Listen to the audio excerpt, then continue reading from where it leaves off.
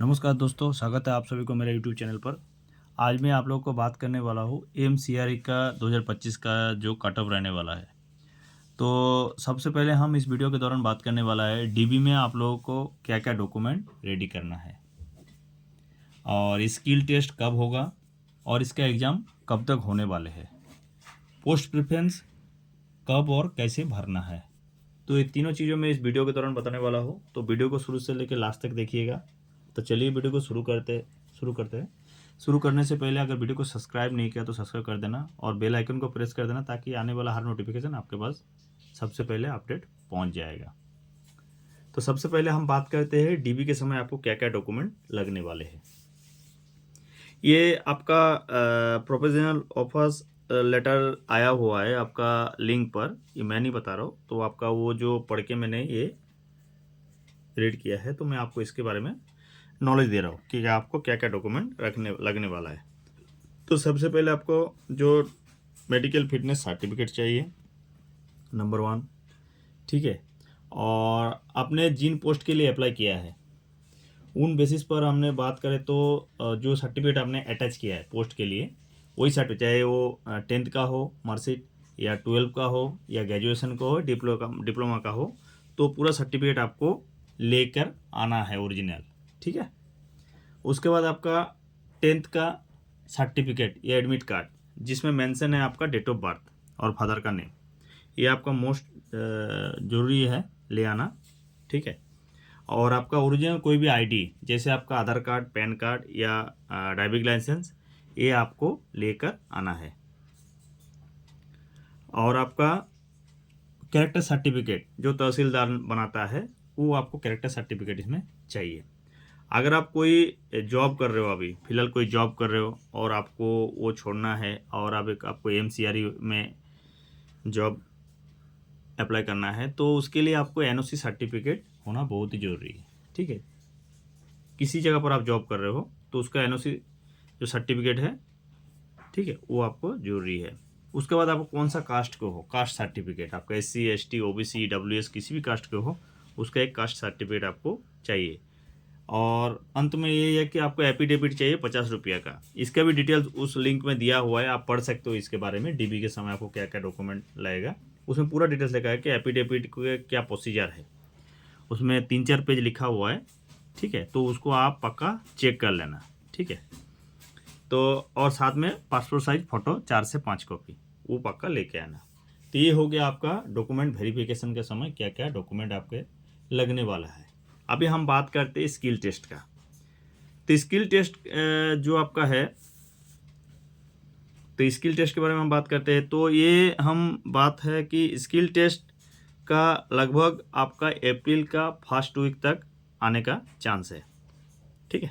Skill test आपको कब होगा, तो इसके लिए आपको समय मिल रहा है अभी काफ़ी सारा। जैसे आपका 25 से 31 तक आपको पोस्ट प्रेफरेंस का भरने का समय दिया था, तो अभी पोस्ट प्रेफरेंस जब चलेगा तो ये तो होना ही नहीं है, पोस्ट प्रेफरेंस के बाद ही स्किल टेस्ट होना है। तो आपको क्या है, टाइम है अभी, तो स्किल टेस्ट के लिए आप तैयारी कर दीजिए, ठीक है। इसके लिए आपको नोटिंग और ड्राफ्टिंग दोनों आना चाहिए, टाइपिंग, ठीक है।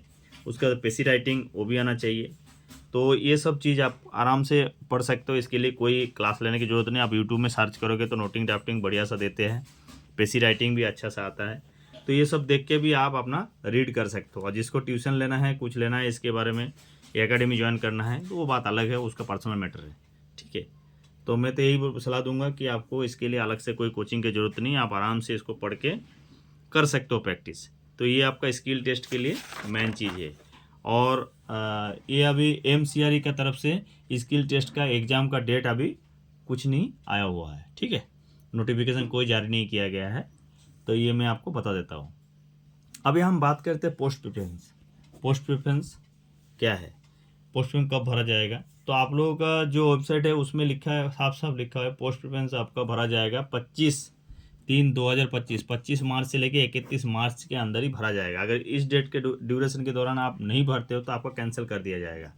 ये आप ध्यान से दिमाग में रख लीजिए, ठीक है। 25 तारीख से लेके 31 तारीख के अंदर ही आपको भरना है पोस्ट प्रेफरेंस। इसमें क्या है, मैंडेटरी चॉइस सबमिशन में आया हुआ है आपका लिंक में कि पोस्ट प्रेफरेंस भरते समय किन किन बातों पर आपको ध्यान देना चाहिए, तो सबसे पहले हम बात करते हैं आपका जिन जिन कैंडिडेट का टाइम दिया गया है, जिन जिन कैंडिडेट को टाइम दिया गया है पोस्ट प्रेफरेंस भरने के लिए और उसने टाइम पर नहीं भरा तो उस कैंडिडेट को रिजेक्ट कर दिया जाएगा। ठीक है, बिना नोटिस का, आपके पास कोई नोटिस नहीं आएगा दोस्त, आपको तुरंत क्या है रिजेक्ट कर दिया जाएगा। तो इसको ध्यान देना है कि आपको जिस समय पर भरने के लिए बोला जाता है पोस्ट प्रेफरेंस, उसी समय पर आपको पोस्ट प्रेफरेंस भर देना है बिना डाउट का। ठीक है, नहीं तो आप रिजेक्ट हो जाओगे।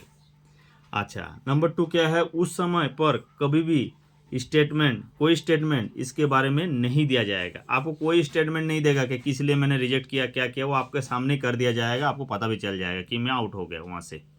ठीक है, तो इस चीज़ का पक्का आप ध्यान देना।